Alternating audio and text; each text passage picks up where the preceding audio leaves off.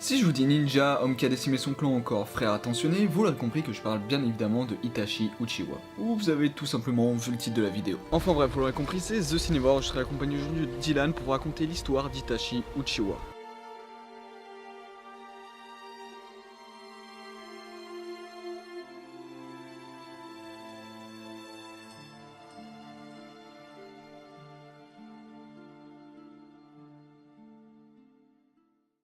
Naruto, ce fameux manga qui est extraordinaire selon moi, notamment grâce à son histoire richissime ou encore ses personnages extrêmement bien écrits, se devait de figurer dans une de mes rubriques. Et sachant que ces personnages sont extrêmement bien développés, vous vous doutez que j'ai dû l'inclure obligatoirement dans la rubrique principale de la chaîne.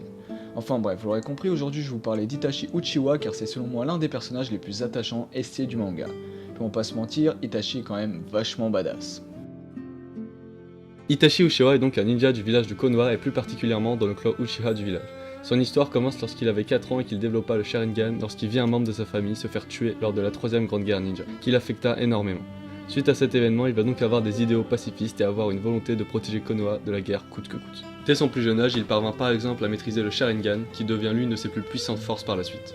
Itachi était donc né pour être un grand ninja, il possédait d'énormes capacités, ce qui faisait la fierté de son défunt père dénommé Fugaku. Concernant ses exploits lorsqu'il était jeune, il devint genin à 7 ans, à 8 ans il maîtrisa le Sharingan, à 10 ans il fut Chunin et à 13 ans il devint capitaine dans les sections spéciales Anbu. Pendant son enfance, Itachi fut très proche de son petit frère Sasuke, qui était un peu jaloux de son grand frère aîné à cause de son talent exceptionnel. Itachi était donc quelqu'un qui pensait aux autres avant de penser à lui-même. Mais s'il pensait à une chose en particulier, c'était surtout le bonheur de son petit frère Sasuke. Toutes les choses qu'il fera et subira seront donc par la suite presque toutes pour son petit frère. Nous sommes donc désormais durant l'adolescence d'Itachi. Celui-ci est donc un espion envoyé par Danzo Shimura dans le plus grand des secrets. Entre temps, il rencontra donc Madara Uchiwa qui lui exposa l'histoire et la naissance du clan et lui apprit que le Sharingan a le pouvoir de muter vers un Sharingan supérieur, plus puissant, le Mangekyo Sharingan. Pour l'obtenir, il nécessite donc de tuer son meilleur ami qui était à l'époque pour Itachi, Shisui Uchiwa, son cousin et meilleur ami. Shisui avait la particularité donc de posséder le Mangekyo Sharingan comme Itachi, sauf que malheureusement beaucoup de personnes le combattaient car il était très puissant. Danzo Shimura lui vola donc son œil droit et Shisui mourra peu de temps après et donna alors son œil gauche à Itachi. Peu de temps après ces événements, une réunion eut donc lieu avec le 3ème Hokage et certaines personnes importantes comme Danzo pour s'occuper du clan Uchiwa qui souhaitait faire un coup d'état. Danzo agissa donc en conséquent et proposa à Itachi de tuer son clan avant que le coup d'état éclate pour ainsi sauver son frère innocent qui n'avait rien à faire dans cette possible guerre. Itachi fut donc contraint d'accepter pour le bien de son petit frère. Peu de temps après, il rencontra Tobi qui se faisait passer à l'époque pour Madara Uchiwa et conclut donc un accord avec lui pour exterminer le clan Uchiwa. Itachi acheva donc de sa mission et tua tout son clan hormis Sasuke qui fut dévasté de l'intérieur par cet acte qu'il ne comprenait pas. Avant de déserter Konoha car il n'avait pas d'autre choix, il demanda au 3ème Hokage de veiller à la protection de Sasuke Uchiwa.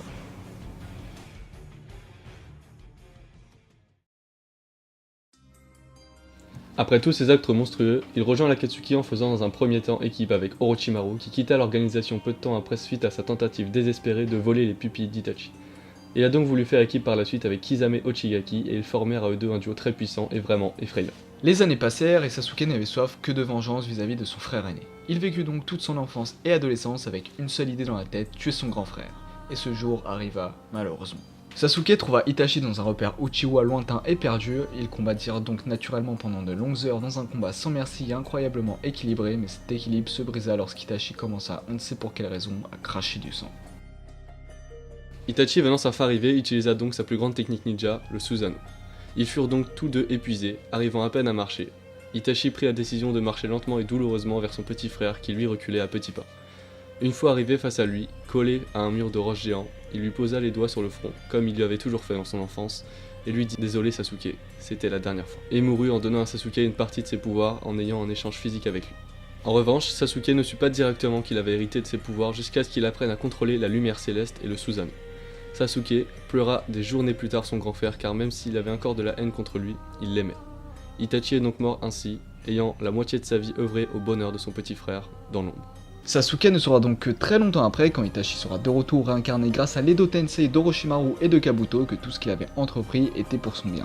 D'ailleurs au même moment, il collera son front contre celui de Sasuke tendrement après une dure bataille face à Kabuto, accompagné par Sasuke, lui disant « Tu n'es pas obligé de me pardonner de tout ce que j'ai fait, peu importe ce que tu feras à partir d'ici, je t'aimerai toujours. » Et c'est ainsi qu'Itachi disparut pour toujours.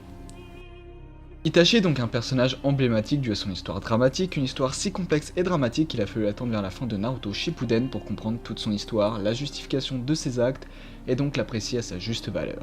C'est l'un ou sûrement le personnage de Naruto le plus apprécié au monde, pour ce qui citait au-dessus, mais également pour son style indéniable qui est énormément apprécié, mais également pour son caractère et ses techniques juste extraordinaires qui en laissent plus d'un bouche bée. Donc voilà, c'est tout pour ce personnage. N'hésitez pas à me dire dans la barre des commentaires ce que vous pensez d'Itachi Uchiwa, à liker la vidéo si bien évidemment elle vous a plu, à vous abonner pour toujours plus de contenu, toujours plus de personnages en histoire, et sur ce je vous dis à un prochain épisode.